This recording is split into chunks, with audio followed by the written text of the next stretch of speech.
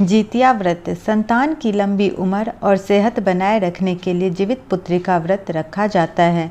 बिहार और उत्तर प्रदेश के साथ साथ नेपाल में विधि विधान से रखे जाने वाले इस व्रत का बहुत महत्व है। हर वर्ष अश्विन मास के कृष्ण पक्ष की अष्टमी तिथि को महिलाएं निर्जला व्रत रखती है। इसे जितिया व्रत भी कहा जाता है।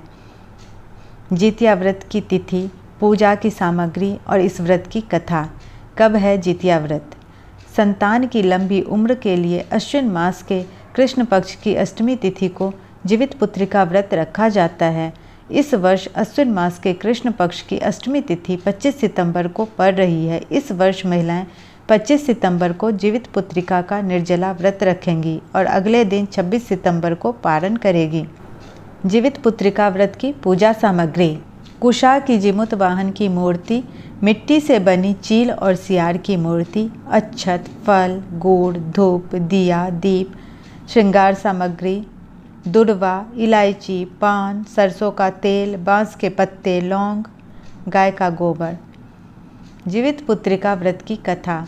पौराणिक कथा के अनुसार किसी गांव में पश्चिम की ओर एक बरगद का पेड़ था। इस पेड़ पर एक चील रहती थी और पेड़ के नीचे एक मादा सियार रहती थी। दोनों में गहरी दोस्ती हो गई। दोनों ने कुछ महिलाओं को जीवित पुत्रिका व्रत करते देख तय किया कि वे भी यह व्रत रखेंगी। दोनों ने व्रत रखा। उसी दिन गांव में एक व्यक्ति की मौत हो गई। उस आदमी का दाह संस्कार बरगद के पेड़ के पास कर दिया गया। उस रात बारिश होने लगी और मादा सियार शव खाने के लिए ललचाने लगी। इस तरह मादा सियार का व्रत भंग हो गया, जबकि चील ने अपना व्रत नहीं तोड़ा।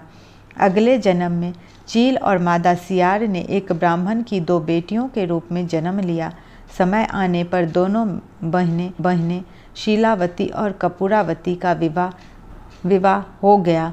शीलावती, जो पिछले जन्म में चील थी, को 7 पुत्र हुए और कपूरावती, जो पिछले जन्म में सियार थी, के सभी पुत्र जन्म के बाद मर गए। कपूरावती को शीलावती के बच्चों से जलन होने लगी और उसने शीलावती के सभी बेटों के सिर काट दिए, लेकिन जीमूत वाहन देवता ने बच्चों को फिर से जिंदा कर दिया। अगले दिन बच्चों को जीवित देख कपूरावती बेहोश हो गई। इसके बाद शीलावती ने उसे याद दिलाया कि पिछले जन्म में उसने व्रत भंग कर दिया था, जिसके कारण उसके पुत्रों की मृत्यु हो जाती है। इस बात को सुनकर शोकग्रस्त कपूरावती की मौत हो गई।